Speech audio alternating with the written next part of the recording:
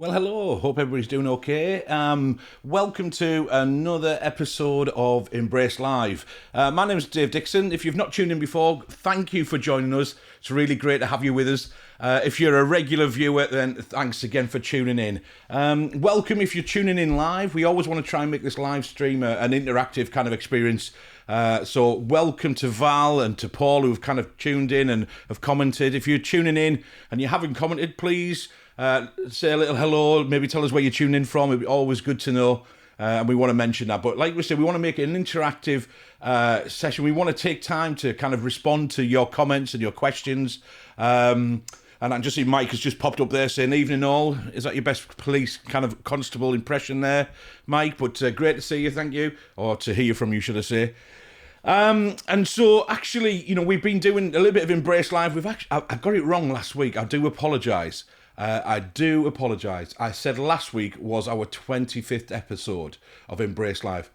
I got it wrong. It's actually this week, which is amazing. I'm sorry to take that kind of honour away from Alan Fraser, who was kind of stepped in last week. And Alan's the senior pastor at Embrace, and he did an amazing job, and it was a really good session.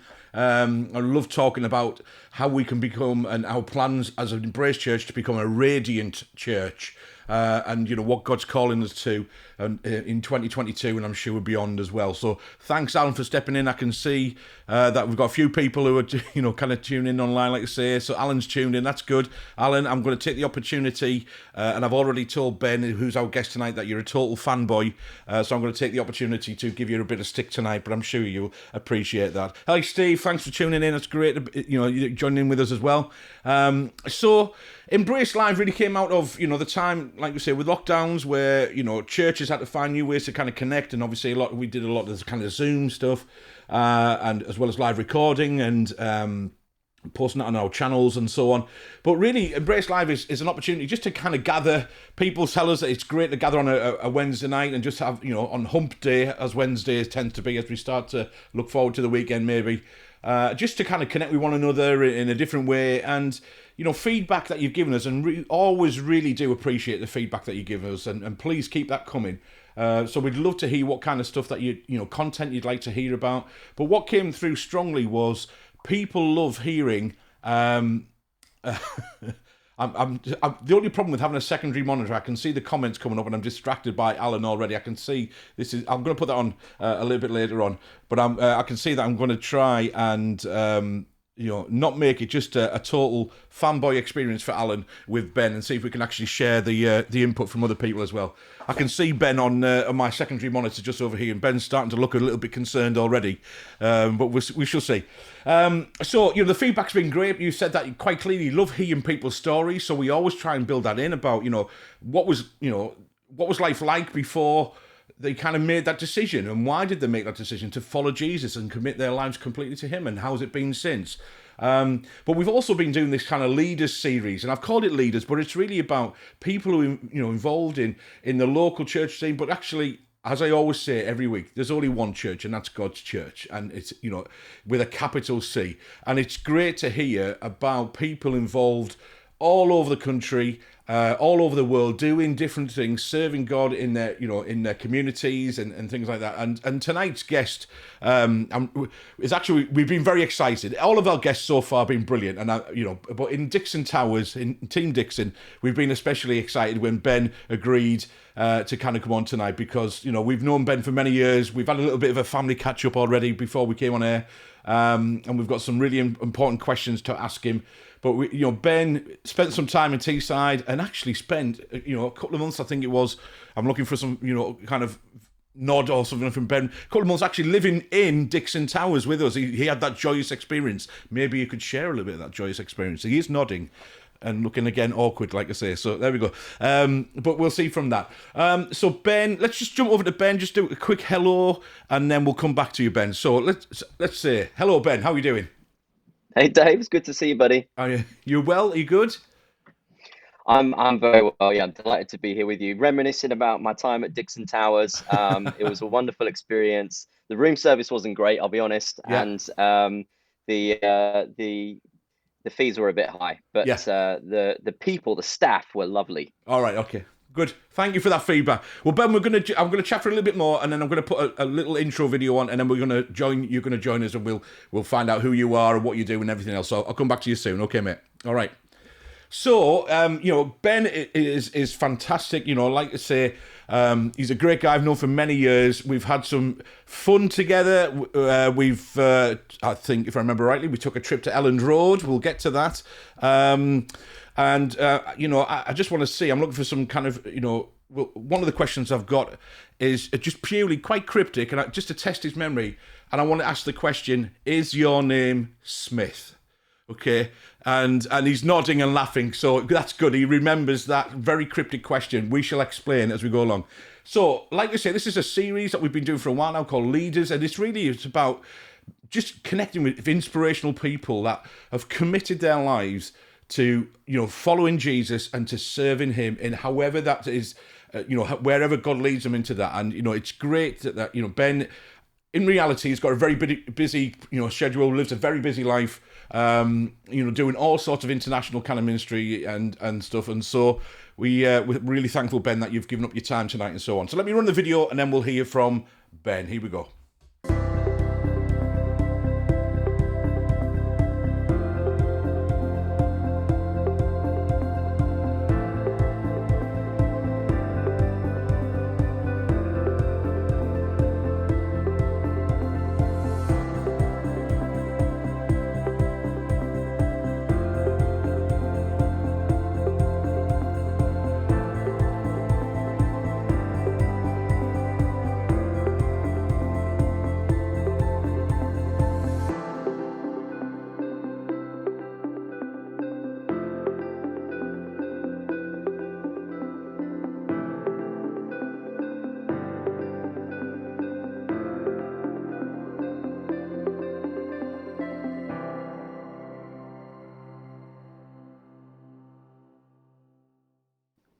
And here we are, sir. Are we well? Yes, doing really well, thanks, Dave. Good. Thank you. So there was a kind of intro into, the Leaders kind of series that we've been doing, but really it's about meeting, what I would call inspirational people who have been totally inspiring, and mate, I would include you in that. We've had some fun times in the past in your time in Teesside. And then, which we were chatting about just before we came on. It was about 7 years ago, did you say, since your time? Yeah, I moved to Manchester 7 years ago. Just over. It was, about 7.5 years now, yeah. Wow. And you've had some pretty big life events since then. So, what we want to do in a moment is just to find out a bit about you. Obviously, rumour has it you got married and have grown up a bit. Is that right? I did get married, yeah. So that was a very exciting experience. Yeah, tell us a bit about yourself then, Ben, as a bit of an intro, because some people may not actually know who you are. How is that possible? I do not know. There's many people that don't know who I am, yeah. Go on then. Sometimes I don't feel like I even know who I am, Dave. Wow, it's gone deep. Existential crisis. Yeah. I know, right? My name's Ben Jack. Delighted to be here with you today. Delighted to reconnect with Dave. Amazing old friend, and let me give a shout out to the incredible Dixon family. I was in Teesside for quite a few years. I lived up in the northeast in general, but was based in Teesside quite a bit. And the Dixons were just incredibly faithful friends and family, really, to me while I was in Teesside. So love you guys, and so good to see you again. And I am an evangelist. I've been preaching the gospel for 20 years or so, in many different forms and capacities. While I was in Teesside, that took on a few different outlets. I was involved in a community radio station and media company that was trying to use media and radio to reach out to the community with the gospel and support the local church in different ways. But over the years, the main kind of thing I've been most interested in is having an opportunity to talk to people face to face about Jesus, either through interpersonal conversation. I was a DJ for many years in the nightclub scene, on and off. And so that was always to me an opportunity to just engage with the people who lived and worked in that kind of strange world, and try to be the best witness that I could be. But I've been involved in many different things over the years, but always with a heart to keeping Jesus the main thing and keeping the good news at the center of everything. And then over the last 7 years, I've been based at the Message Trust in Manchester. The Message is a missional organization. We've been going for 30 years. We exist to take the gospel to the hardest to reach people in our society. So that Yeah. could be people in very deprived communities. It could be people in prisons. It could be our young people in schools. All sorts of different environments that we work in, and we do a number of different projects and outreach into Manchester, but also around the UK, and we have some hubs in other countries as well. And again, the short version of it is that our heart is to make much of Jesus and make Jesus clear to people and what he's Yeah. done and who he is and the significance of what that means for people in responding to him. And so I run a project called Advance. I mean, I'm sure we'll talk about more of this as we go. I Yeah. don't want Yeah. to just Yeah. whittle on. I'm sure you have questions for me, but Yeah. I run a project called Advance here at the Message Trust. It's a partnership with another Christian organization in the US called the Luis Palau Association.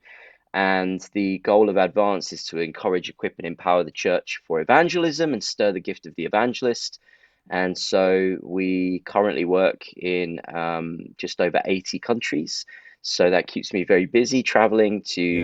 to support evangelists in those nations. I just yesterday got back from Ethiopia, had a very special time. Once I fought off the Delhi belly, I had a very Oh, no special way. time. Yeah, it doesn't matter how much you travel, the stomach never fully gets a grip on what's going on Yeah. around the world. So it's suffering for the Lord. It is what it is. So, but speaking of suffering for the Lord, though, I got to spend some really precious time with some amazing evangelists, and even was chatting to a guy a couple of days ago. He's got two bullets in his leg from fighting in the recent war that was happening in the north of Ethiopia, and he was a soldier. Wow. And I had the privilege of chatting with him. Doesn't know the Lord yet, but we were trying to point him in that direction and pray Yeah. for him and encourage him. And so, yeah, life for me is a real mixture of preaching the gospel, either one to one Yeah. conversationally or from a platform to a crowd, or what I'm super passionate about, which is equipping the church.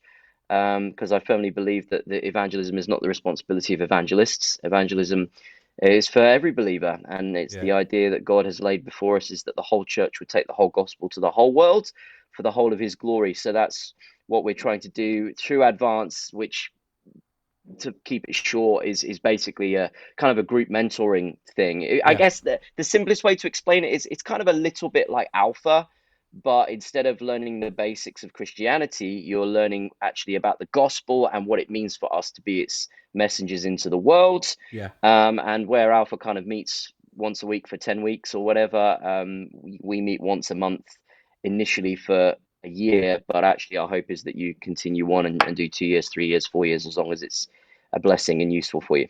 Cool. Cool. So, I mean, obviously we've got that mighty part of your life where you spend it in the, in Teesside, and we will kind of reminisce a little bit about that, but I don't want to make it just about our own memories, because whilst we have some good ones, I'm sure there's much more about what God's doing through you, and you've just kind of reflected a bit of that. Just let me say that a number of episodes ago, I can't quite remember how many, but we had Terry Young, who's locally Yeah, involved with the message, and obviously reflected about, obviously what's happening locally in the Tees Valley kind of area with grocery, community grocery, and other kind of things as well. So, again, we've got great team members who kind of are very much part of and plugged into the Message Trust as well. So it's great that they are part of the kind of family of churches that Embrace is part of, which is the Taking Ground churches as well. So very great cool. guys, and very much like yourself, Ben, a heart for the lost and reaching the lost and evangelism and so on. I have to say that's what Alan is. Alan Fraser, who I promise I'm not going to mention too often, maybe, is very much an evangelist. He very much, like you say, he resonates with a lot with what your heart, and we all should be evangelists, absolutely. But resonates in particular what you're saying, and like you say, he's already asked me, Ben, if this is going to be a test for you. It might be a little bit awkward for Alan, but I'm going to put it on the screen. He says, Alan wants to ask you if you remembered his tweet from near. Let me see. The second part of his comment was Soho Square last summer. So I do. You're just being polite. Really, please, No, at I this do. point. No, and I'm going to tell you what the tweet was as well. He was reading one of my books, Yeah, and he was in London. I don't know why he was in London, but he was in London and he was reading one of my books, and he was saying, I'm in London reading this book, and and it encouraged him. And I think it directly led to him going to have a conversation with somebody about Jesus. Yeah. And so it ended up being very fruitful and encouraging. So Yeah. yeah. Yeah. Brilliant. Now, I want you to be honest at this point, because I did mention this before we came on air. So, did you go back into your tweets about that time last summer and just trying to find out what it was about and just to kind of please Alan? But he's very No, I pleased. promise you, I did. I promise you, I did not do that. I genuinely, nothing brings me greater joy than um, hearing that people have been encouraged to step out with the gospel like Yeah. that. That for me is, well, I say nothing brings me greater joy. Relationship with Christ first and foremost, for Yeah. Yeah. sure. We know what Leeds you mean. United is up there somewhere, but that brings me a lot of misery as well. So, but having the opportunity to talk to people firsthand myself and see the light switch on when you're having Yeah. a conversation and they start to get it by God's Yeah. grace.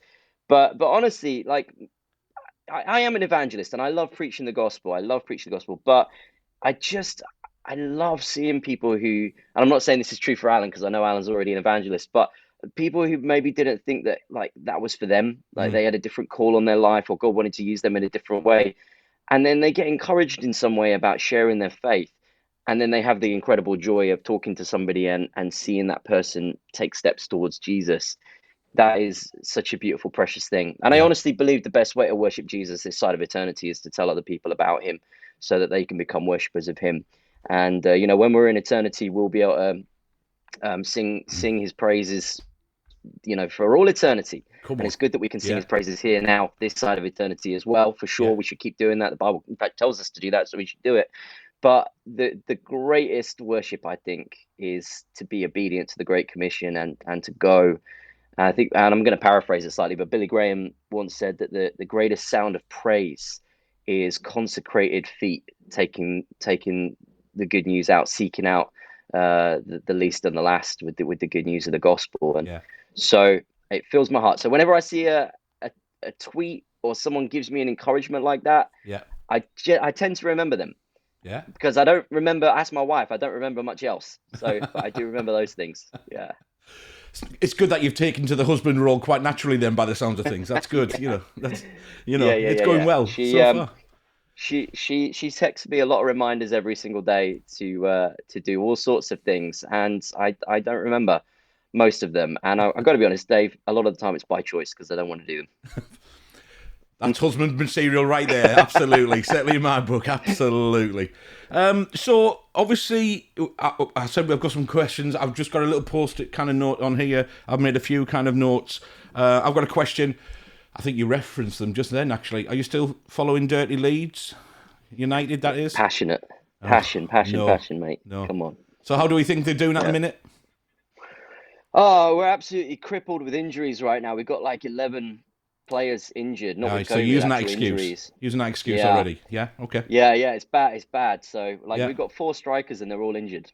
So it's bad news for us. But I think we'll be fine. I think we'll sneak in like 16th, 17th place. We'll stay up. We'll be all right. Yeah. And then next season we'll win everything. Yeah.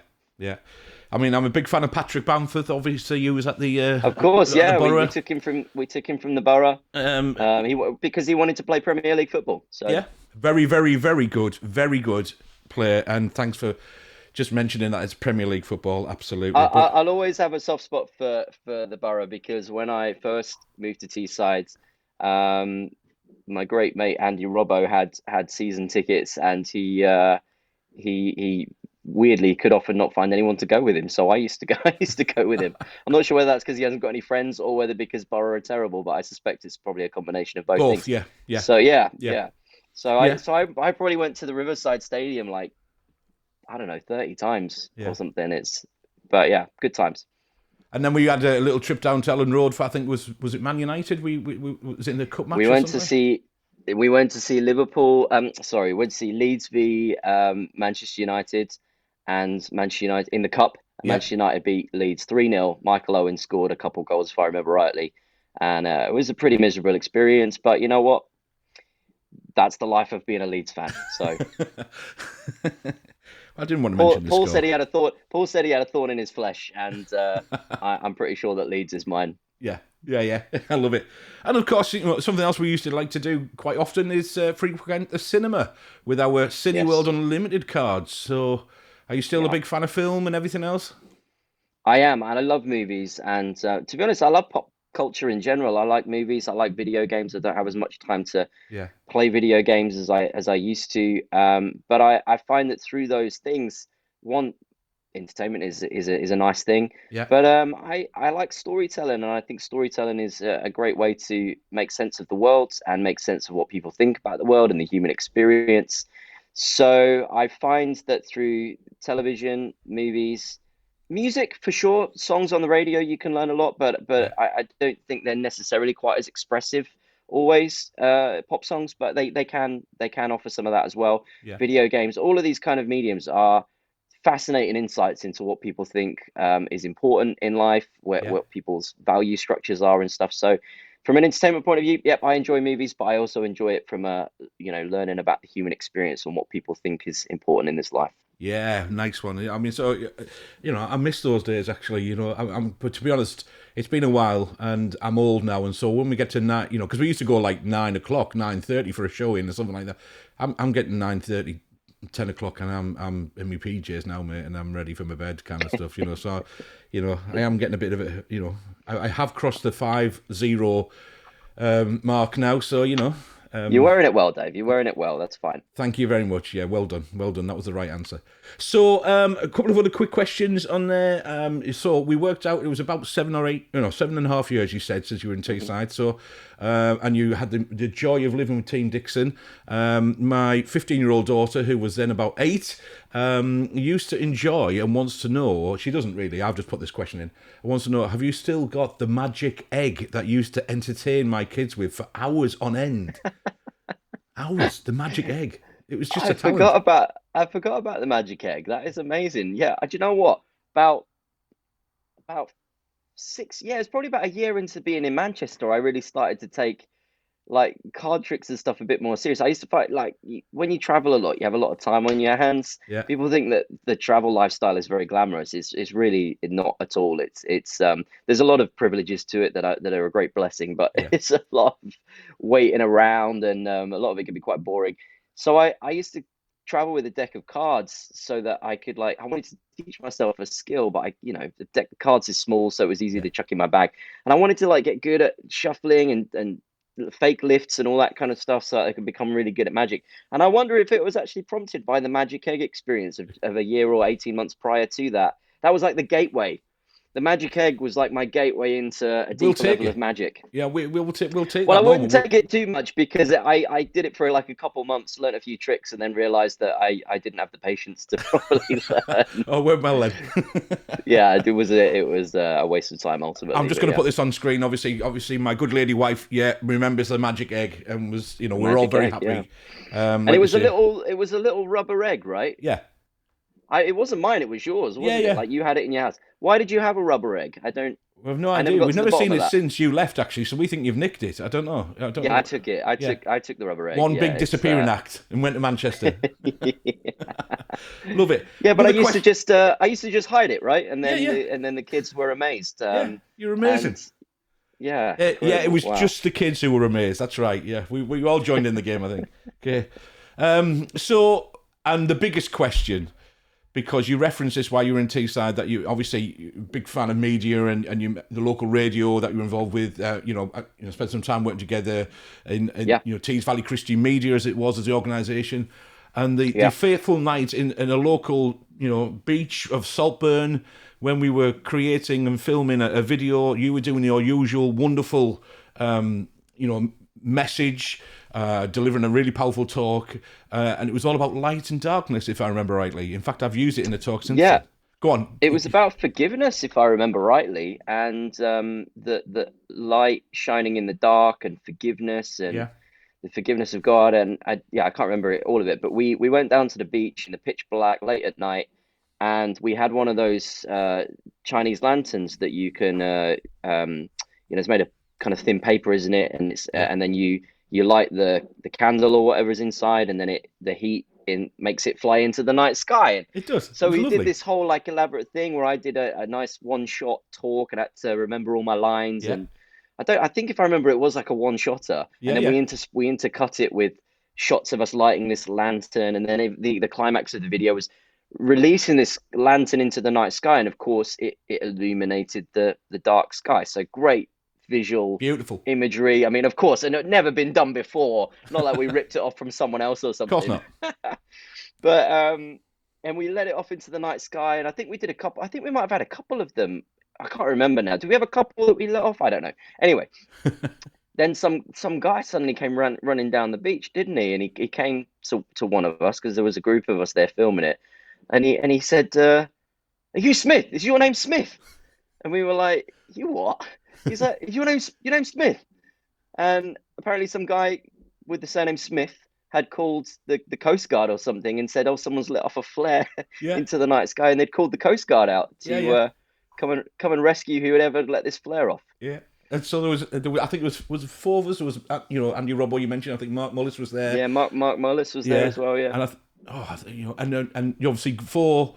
It might be another. I can't remember, but no, four grown 4 or men. 5. Yeah, Yeah, 4 or 5 was, heads down, because that guy who came running across had obviously fluorescent jacket on as well, and it was kind of member of the obviously, and we were just like, Yeah. before the head teacher, no, we're Yeah. really sorry, it was, but we've laughed ever since. It was we have. I made a very large donation to the RNLI after that, just to good just on to our balance behalf. the scales a little bit. Yeah. Yeah, yeah, Yeah. we appreciate It's that. a good point. I forgot to tell you about that. I'll send you an invoice that you can send me your share of the Please do, yeah. Make it out to payoff. Andy Robbo, and I'm sure he'll square up with you at some point in eternity. Okay, so let's obviously we could reminisce, and I know that, and even Jackie's kind of jumped on again here and said great memories, because we never stopped laughing about that, even though it was serious, and we apologise, but it was so Yeah, funny. you should never call we didn't call the Coast Guard out. You didn't. It was very unfortunate that we didn't think through the fact that a flare, something would look like a flare into the night sky, and kudos to them, because they saw something, they got a report, and they were straight out. Better safe than sorry to come and check it out, and Yeah, I still feel guilty about it. yeah. Thank you for apologising on our behalf. We really appreciate it. You're welcome. So let's think about, before those wonderful times in Teesside, obviously, what's your story?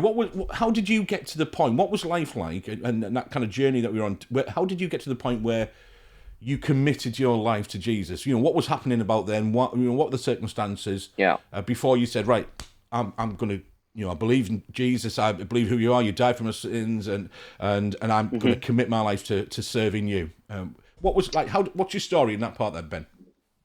Yeah, great. Thanks for asking. My parents were missionaries back in the day. They were missionaries to Europe. So they were based in France, working for European Christian Mission. And when my sister came along, I think they decided at that point and felt that the Lord was kind of giving them the approval to actually come back to the UK. And so they moved back to the UK.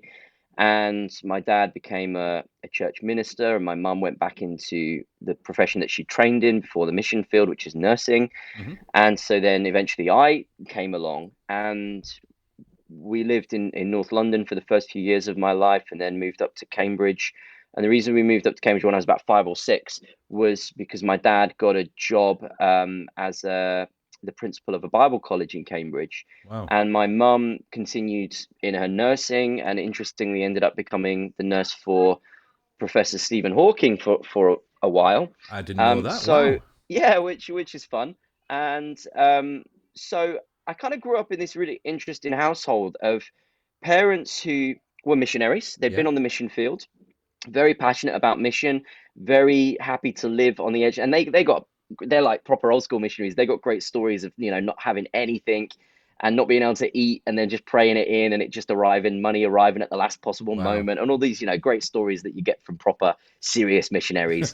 So that was all good stuff. But that kind of came to an end, like I say, when my sister and I came along, and they kind of went into these other areas.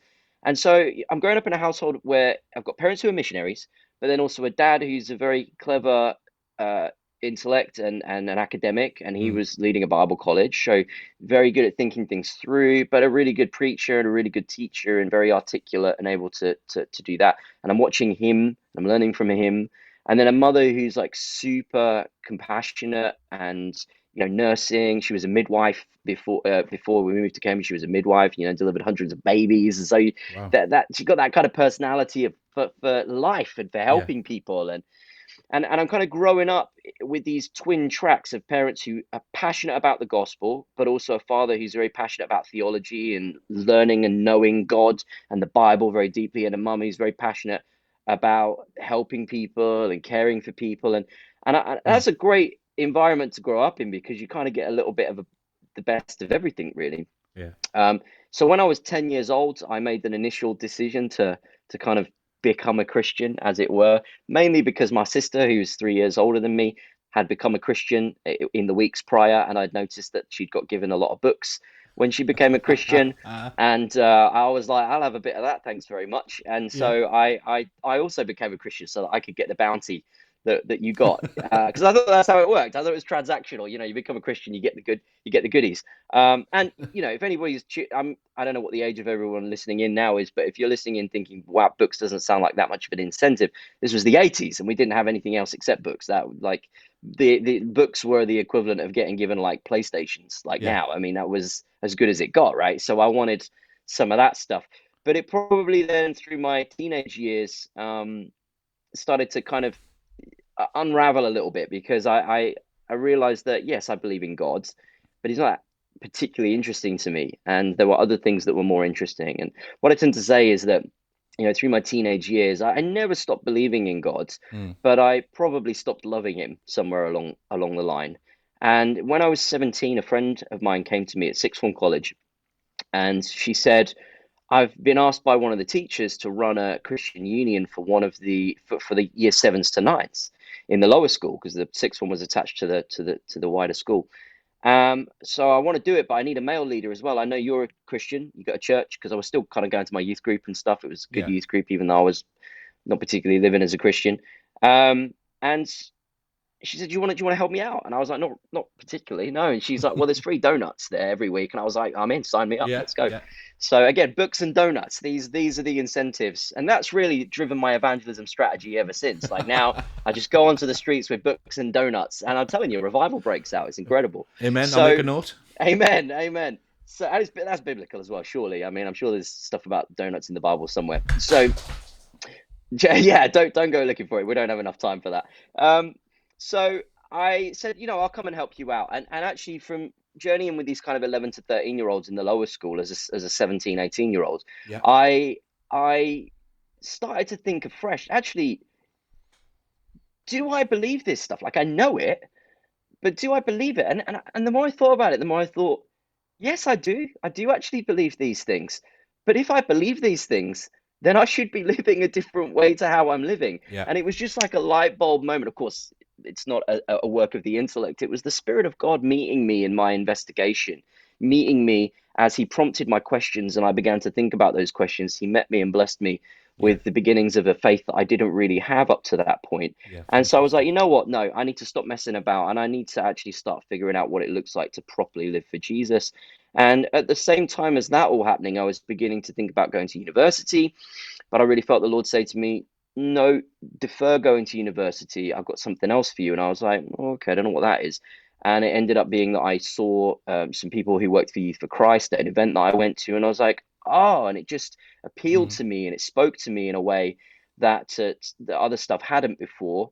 And I was like, maybe that's what God wants me to do. So I applied for this year out with Youth for Christ, and I went and eventually did that at 18.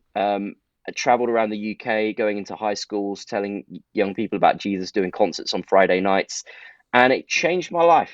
It changed my life completely, because it Fantastic. grounded me in the Bible in a new way. It gave me an experience of sharing my faith that helped me grow my faith. Actually, I think one of the best things that you can do if you want to grow in your faith is to share it. I think Yeah. sometimes people don't share their faith because they think that they haven't grown enough in their faith yet. They're like, oh, well, I can't go and share my faith yet. I'm not a good enough Christian. And I'm like, nonsense, absolute nonsense. One of the things that will encourage your faith the most is by going and sharing and speaking about Jesus. Of course, there's always the potential that you'll get some kickback, some rejection, and Yeah. but as long as you're processing that well with other Christians and you're rooted and connected into your local church really well, which is important, whether we're evangelizing or not, or that we should be evangelizing, but we've got to be rooted in our local Christian community. For fellowship and for the building up of one another, and for all of that important steps on the journey of discipleship that God has laid before us. Evangelism is genuinely one of the best things that you can do to grow in your faith, and it changed my life as an 18-year-old and set the course of the life that I've been living for 21 years since. Wow. Which hasn't been perfect. I've made mistakes along the way. I would say that there's probably even been parts of my life where I've even wandered a little bit, Yeah. not completely walked away from God at any point. There's definitely been points where I've been heading in the direction of the wilderness, not in a particularly great way. Yeah. And God in His grace has called me back and has enabled me to grow. And um, Mm. that's been the journey, really. It's been an exciting one, and His grace is given testimony in my life story in so many ways.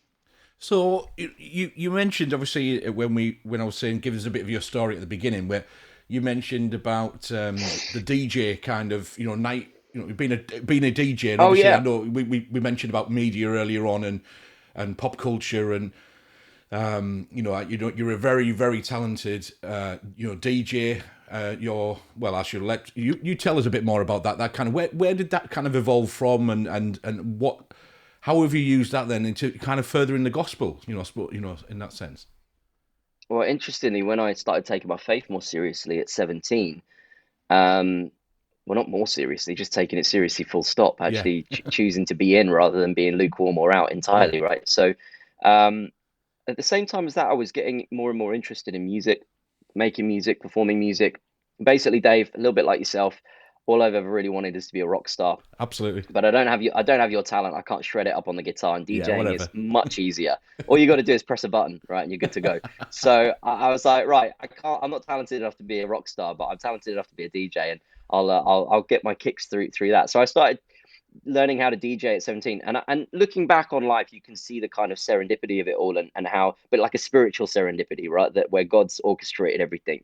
And the very same time I was beginning to go, what is my faith, I was also beginning to go, what is my passion and skill set. Yeah. And those two things really came together in a really synergist way, and God has used that all throughout now my journey. And sometimes it's been more present, sometimes it's been slightly in the background, but throughout the last 21 years of my life, DJing has been present in some way, always with an evangelistic element to it. So Yeah. initially that looked like getting better as a DJ and growing as a DJ when I went to Youth for Christ. And they encouraged me, and there was another DJ in the team that I was in who was more experienced than me, and I learned a lot from him and grew. And then we got together and we set up a DJ group together. Cy and I, we were passionate about using this music twofold. One, we wanted to show the church that you can worship in kind of diverse ways, and that, Yeah. that you could use the dance music to create quite a free environment for people to express their worship to God. So we were interested in encouraging the church to be thoughtful, but also we wanted to go into the nightclub scene and be professional DJs, whatever that means really, in the Yeah. nightclub scene, where our lives could be witnessed to Christ by being good DJs but faithful Christians. And in the same way that you'd be a teacher, a good teacher but faithful Christian, or a plumber Yeah. or a nurse or whatever else, the DJ world was just our school, or our kitchen, or our where other workplace that you'd go into. Yeah. And so on and off, I did that for about 7 years, on and off in the nightclub scene to a lesser or greater extent through that period. I had some incredible experiences of seeing people come to faith in the middle of nightclubs, Wow. at 2 o'clock in the morning, and also some really tough times, some really difficult experiences within all that, of seeing very broken people who were really broken and damaged and hurting, and just not able to break through in any Mm. way. And that can be very painful and difficult. But again, that's where we have to just trust in God's power and His faithfulness, even when it looks like our efforts are going to waste. They never are. God is always at work. And That's right. again, I've got stories of thinking that my efforts have gone to waste, and meeting people, 5, 6, 7, 8, 10 years later, and realizing that the seed that was planted there was not in vain. So Yeah. yep. So did that after quite a long time of doing that, though. I really felt like the Lord was calling me specifically to put DJ concerts on where the gospel could be proclaimed. And you're not going to get on the microphone in a nightclub and start preaching the gospel. It wouldn't be fruitful, to be honest. And then your opportunities would dry up, and then you'd lose the chance to be relational in your evangelism. So Yeah. wisdom is important. It's not always just about blurting out the gospel.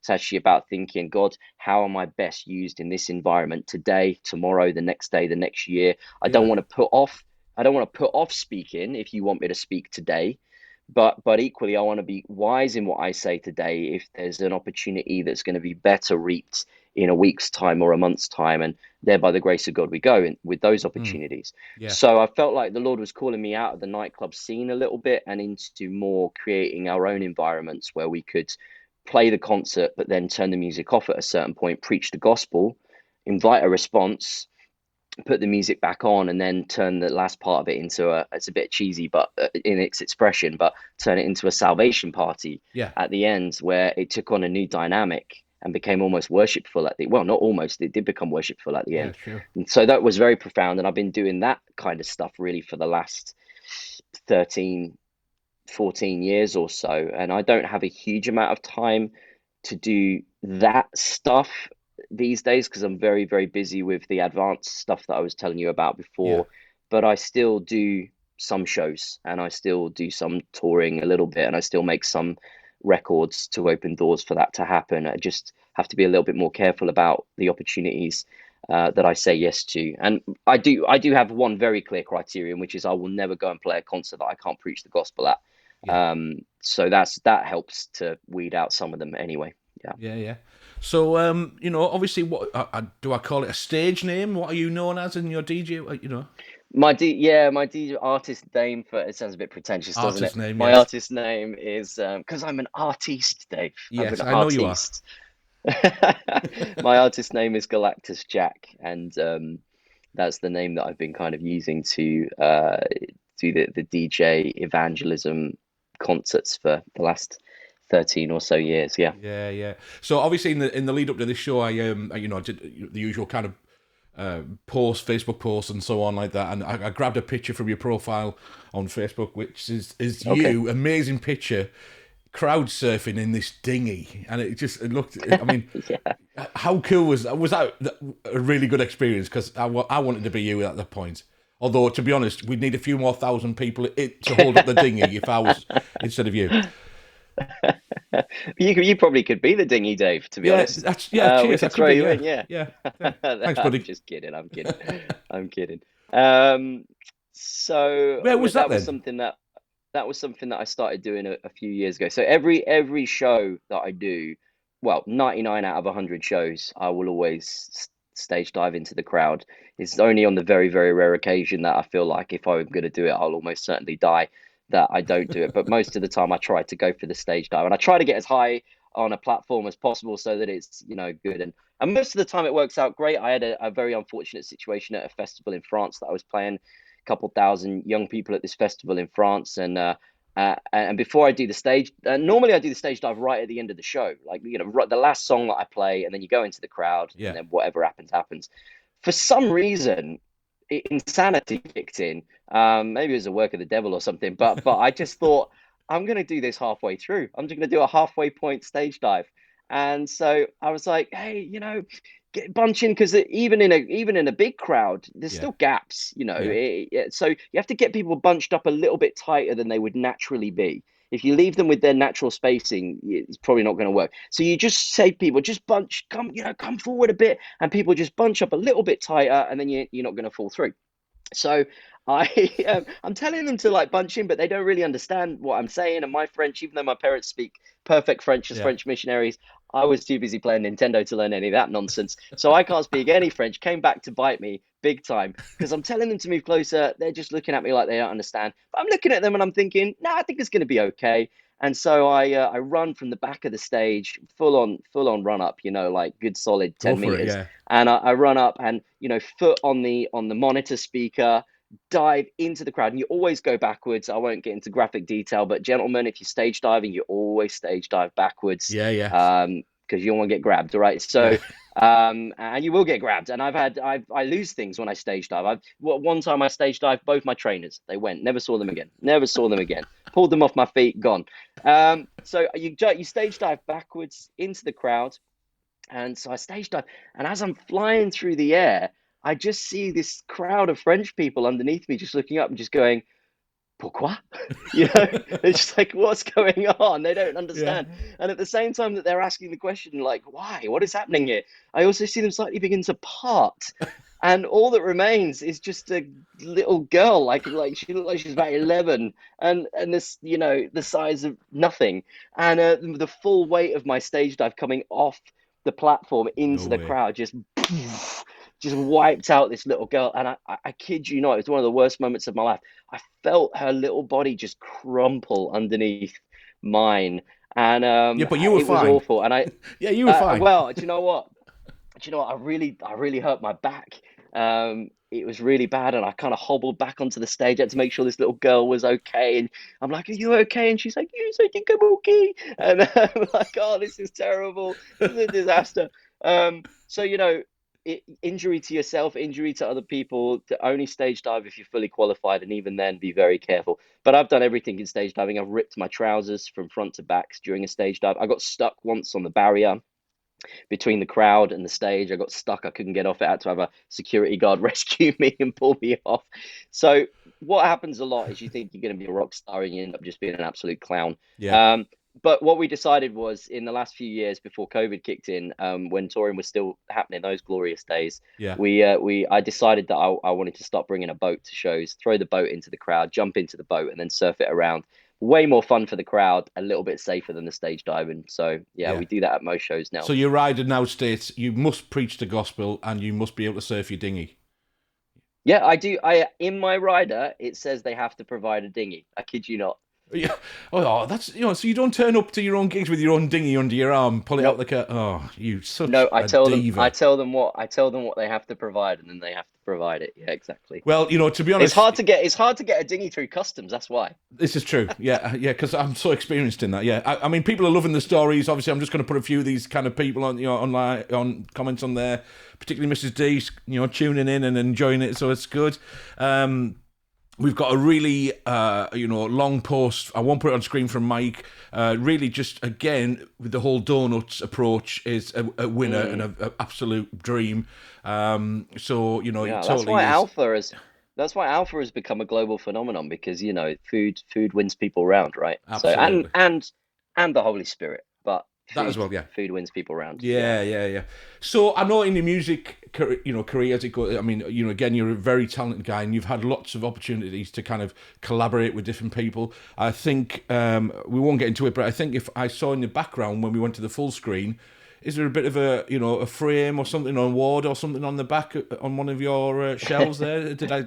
I mean, we could go back to it. Yeah, there's a few There we little go. mementos Reality of bites. there's a few little mementos of Yeah, history. Yeah. yeah. Good Yeah, man. these are all my old, oh, wrong way. I'm mirrored. Yeah. These are all my old achievements. I'm with the So DJ. I love it, that cap. There we go. Absolutely. And of course, it's well worth checking out your music because it's available, on Spotify, etc., all streaming services, obviously YouTube and things like that. So well worth it. I mean, clearly, when you get to my age, and you've mentioned already, 80s rock is the only music worth listening to. But when you've run out of music from the 80s, check out Galactus Jack. It's well worth doing, and obviously I've yeah, seen you in action. sometimes you just need the half an hour not listening to Bon Jovi. So it's just Okay, we'll give end that yourself stream give now. yourself Thanks that. very much for your time, Ben. Great, thank you very much. Bless you. No. So, obviously, check that out as well. So you've collaborated with other music artists, but alongside that, and this is why Alan was obviously chirping up earlier on, and he's so happy. I can see him. I can't actually see him on Facebook. I can see him just beaming because you remember his tweet and things like that. Obviously, you've written a number of books, haven't you? You've written different books, and the one that Alan was kind of referencing was is this the latest one that you've written? If Jesus is the answer, what is the question? Yeah, yeah. Tell us a bit about that. And there we go. Look at that. Yes, Always ready with the props. Yeah. absolutely. Name anything and I'll produce it all of a sudden, just right there and then. Don't put that to the test actually, because I've got limited props here, but yeah. So You heard it, people. Come on, get if posting. Jesus, if Jesus is the answer, what is the question? This is a book that I wrote. Well, I wrote it in 2020 and it came out in 2021. Books tend to take quite a long time to come out after you write them. Yeah. So this was the book that I wrote during the pandemic, actually, because I just really wanted to write something that would encourage people to make better use of the conversations that they might be having. It felt like we were all talking to each other a little bit more. We were checking in on our neighbors a little bit more, and I just, you learn stuff as you go through life in general. Yeah. You learn stuff as you invest in your faith, and you learn stuff as you practice, whatever part of your faith it is that you're currently outworking. In this case, evangelism, and picked up a few things along the way. 21 years of being an evangelist, and I wanted to distill some of that down into a simple, readable book that would bless the church with turning ordinary conversations into extraordinary opportunities Yeah. for the gospel. So the book gives you 5 questions that you can ask yourself before you start sharing your faith on any given day, and then 5 questions that you can utilize in your faith sharing. Now, they're not necessarily supposed to be questions that are regurgitated word for word. They're certainly not questions that are supposed to be asked sequentially in Yeah. some kind of 5-question system, by the end of which people will miraculously get saved. They're representative. I call them dynamic questions because they're representative questions, the types of things that you could ask in any given conversation that might help to just move things along a little bit, move things in the direction of God's grace. And I start with the most basic question of all, which is, how are you? Yeah. And I kind of make the joke, I think, in the book. I can't even remember now. I've not read it for a while. I think I make the joke in the book. If I didn't, I should have. Well, Alan would tell us. Actually, sorry, mate. Alan would Yeah, tell us because Alan he could give knows us some it feedback. verbatim. He recites The, it verbatim before he goes to bed and the, everything. it's become his creed. That's Yeah, worrying. too right. Yeah. That that when you get a book on good questions to ask for evangelism, the first one that's presented in the book is, how are you? Yeah. You might want your money back because you might be like, wow, this book's maybe not as advanced as I was hoping it would be. But the truth is that we've turned the question, how are you, into a greeting. We say, how are you, as a form of hello. Like, Yeah. oh, hey, mate, how are you? We're not actually expecting in response from that person a meaningful response necessarily. We're Yeah. kind of just expecting people to say, yeah, I'm good, thanks. How are you? And Mm. we give a similarly kind of trite or arbitrary answer. And the point that I'm kind of making with that first question really is just to say, let's get back to the heart of what it actually means to meaningfully ask somebody, how are you? Yeah. And I want to know. Like I don't, I'm not asking you as a greeting. I'm asking you because I care, and Mm. I want to take the time to listen and find out how you're doing. And from a posture of actually learning how somebody is, you never know what conversations you might end up having that could be a rich blessing. At the most simplest of level, just to show somebody that you care and that they're not alone. On the richest of all levels, that the reason they're not alone is not because you're listening to them, but because they're created by a God who is eternally with them. If they will stop running away and, like the prodigal son, turn back to him, and they can do that because of what Jesus has done. And there is hope, and the hope has a name. His name is Jesus. And when Yeah. we put our trust in Jesus, we can discover that loneliness, isolation, and the challenges and trials of this life don't need to be the end of the story. In fact, there's a much better story can be told, and it's rooted in the gospel. Yeah. Amazing. Abby's just asking. Sorry, she didn't catch the title of the book, so here's another opportunity. Well worth purchasing and having a read through, and feel free to. It's very short. It's very short. I deliberately none of my books are long, actually. Yeah. I believe in writing short books because people don't tend to read these days. Yeah. So if people are going to read a book, I think there are readers among us. I'm a reader. I like to read. I read a lot, but I appreciate there's a lot of people that don't either like to read or they struggle to find time to read. Yeah. So I don't want to waste anybody's time. I want to distill it and give you the shortest version of it that I can, whilst still hopefully giving you enough within it that it's good. So this one, this is the shortest book I've ever written. And that was by design because I want as many people in the church to read stuff like this as possible. This is not the only thing available. There are many good books like this that will encourage you in your witness. But yeah, I wrote it, so it's awkward promoting it, but I do think it's good, and I think it will help you. Marvelous. And so where can people just get it, from the usual kind of places Yeah, get it from yeah, anywhere. Yeah, get yeah, it from cool, if you want to go to a Christian bookseller, I'd always recommend that, and yeah, it support your kind of local Christian bookseller. But if you equally are kind of happier getting your products from Amazon and places like that, then yeah, go for it. You yeah. can get it there too. You're an amazingly talented fellow, and honestly, I really enjoy our friendship, and it's great to connect with you. I normally try and keep these to an hour, but I could just go all night, as I always say. So I'm sure we could Well, swap stories and we can talk. go for as long as you want, Dave. Whatever's good for you guys, as long as short as you need. Well, just like you've just said about your book that you did, yours by design, you keep it short. Yeah. However much I really want to spend time, more time with you, and obviously go through. I'm really enjoying this, and totally can tell by the comments that people are doing, posting online that they're enjoying it as well. I'm going to discipline myself to kind of we're gonna stop in about 4 or 5 minutes. All right, so Cool. just as Alan couldn't help himself, I'm going to put it on the screen. It's a great book. Read it in 2 sittings.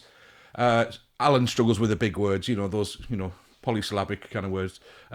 Easy to read with powerful outcomes, absolutely. So, yes, you might feel a bit awkward, publicising the book yourself, but there's just one testament of somebody who's read it, and is so powerful. So I really recommend everybody, grabs a copy of that. I haven't read it yet, so that's on my to-do list. I've got a few books to get through. I like short books. Thank you for thinking of me and getting through that. We also mentioned about, you mentioned about the props, and you're a talented fella. So we have got a few kind of requests in here. Certainly from, on a serious note, Mike wants to know if you can just produce the magic egg. Dixon's would like that I wish I back at some could. point. Yeah, I wish I could produce them. I don't even have anything egg shaped here, unfortunately. that's a So I shame. feel like I've fallen at the first hurdle. No, Yeah, no, this no. has gone. This has gone But horribly I wrong. know that you'll be able to achieve this one because, Abby's posted, can you produce the Bible? But I'm so confident. I'm going to say, Abby, we need to know which translation, because this guy will have them all. I'm sure. Well, I can go. I can go even better than that for you. Let me grab this down here. I'll give you. Here you go. Let me give you the. This is my Greek New Dead Sea Testament right here. Scrolls. All right.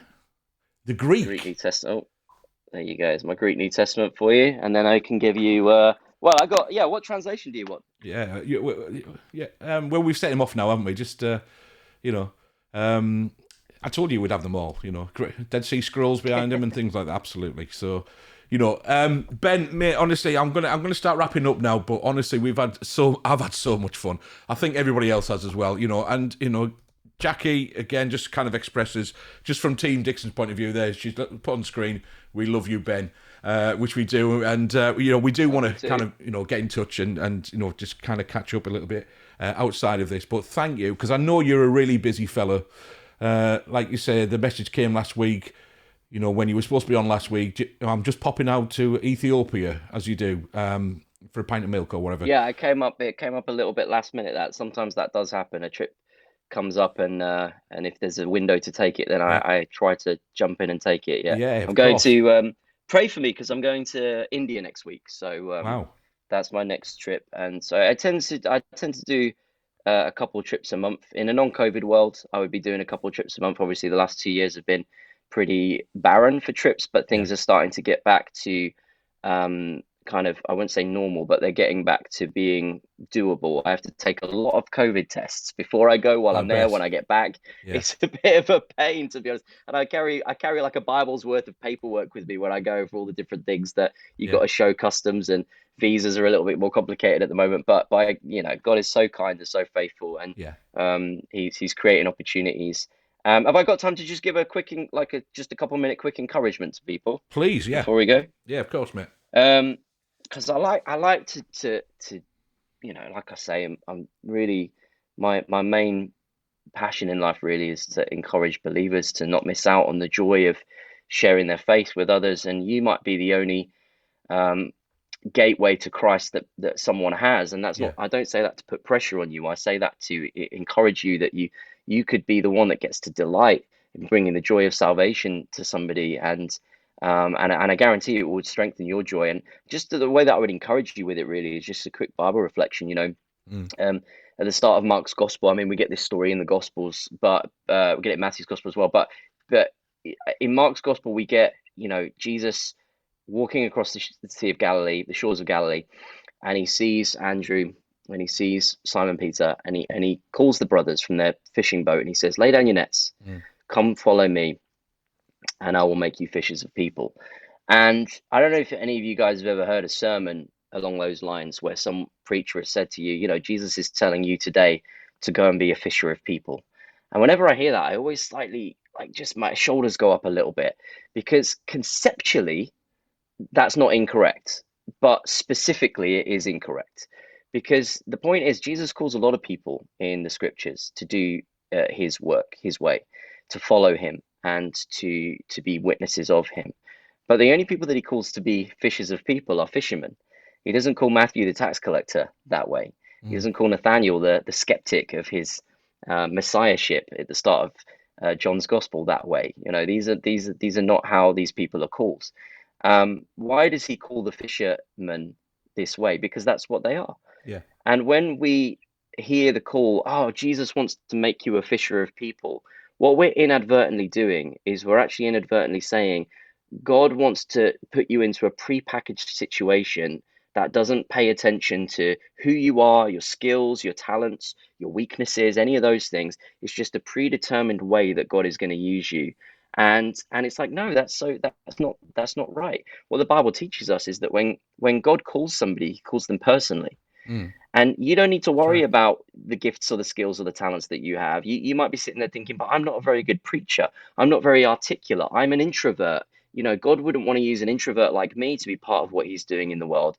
And I'm like, are you kidding me? Look at the Bible, story after story after story of God using the least likely That's right. people. Yeah. Look at Moses. You know, God sends Moses to be his spokesperson when the text is clear that Moses had a problem with his speech. He wasn't a clear speaker. We don't know what it was. Maybe it was some kind of speech impediment. And God is asking Moses to be the one who goes and is his voice to Pharaoh so that Pharaoh will let his people go. Yeah. And the point that we miss in this story, and Moses doesn't want to go. He's like, oh, I don't want to go. And of course, beautifully, God actually aligns him with a helper that will go and help him to do it as well. And the things that we take from this is, number one, God's call upon a person's life is always personal. He doesn't call you, I'll make you fishers of people. He says, you know, lay down whatever is going on in your life that's a distraction and take up me. Take up following me. And in following me, Yeah. you'll discover who you are and how I can use you. And it will be personal. Don't worry about what the person next to you is doing. I've got them covered. Worry about yourself. Let me speak into your life. Let me put power into your life so that you can be a blessing for my kingdom into this world. And there will be people that you will encounter that the person next to you never will, but you will. And so you're going to be my spokesperson. You're going to be my witness to them. And secondarily, you're not going to do it alone. I'm also going to send people to help you. And that's what the church is for.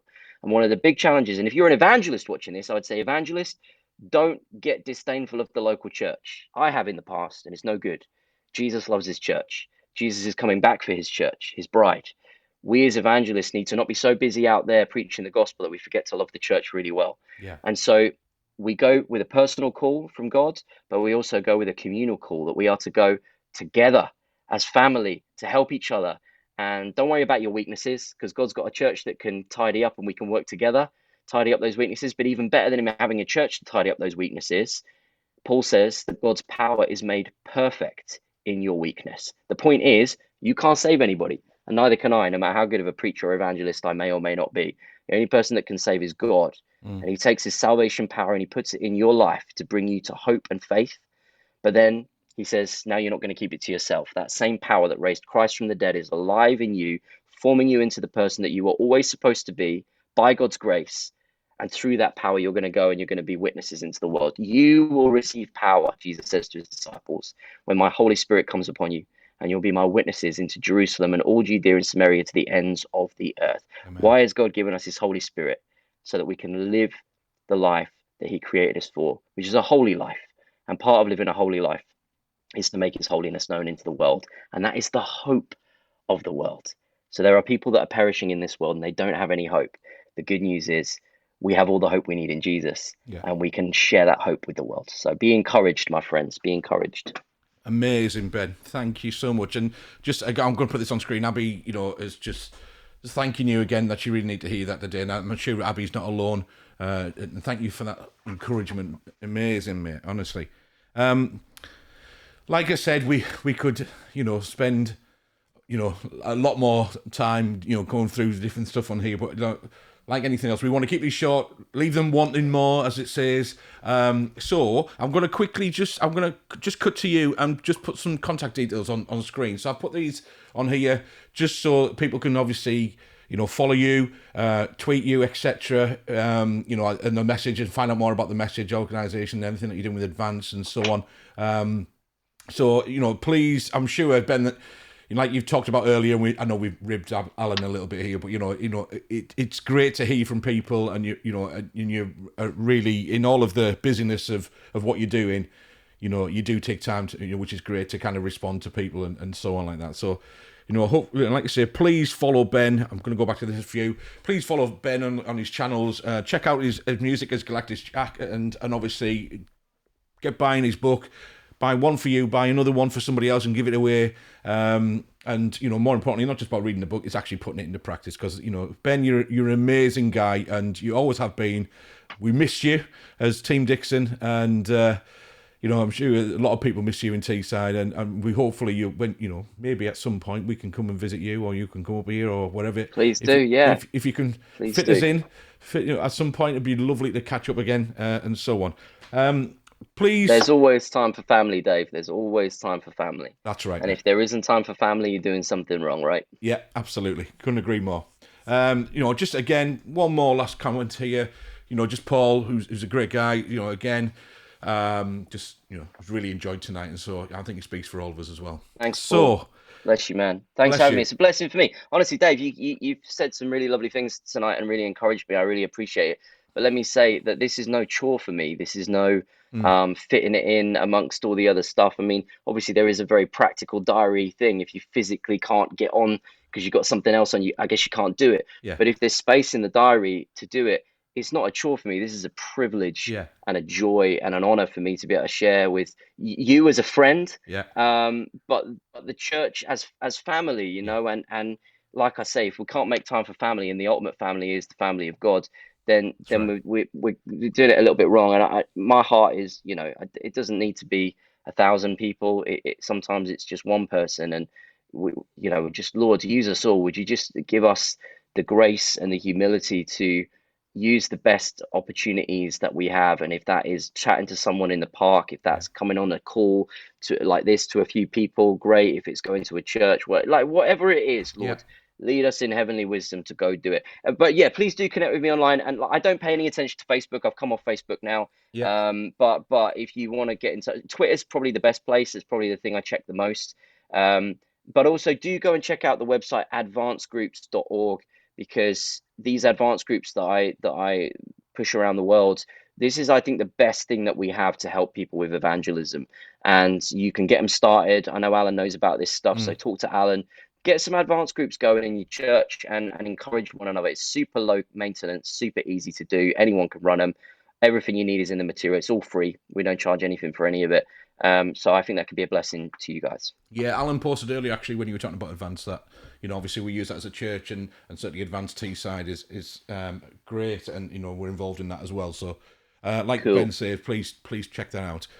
Bless you, buddy. I'm just going to put on screen, if you want to know more about, what's happening there? We go.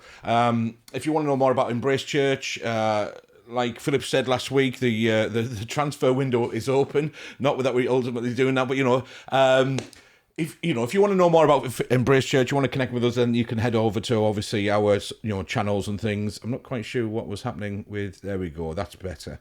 I was obviously our site. Head over to our YouTube channel. This episode will be uploaded very soon, and so on. But listen, have a great week. We'll be back next week with another guest. Really enjoyed this episode. It's a bit longer than normal, but it's been worthwhile, definitely. So take care, bless you, and we'll see you next week, next Wednesday at 8 p.m. Thank you.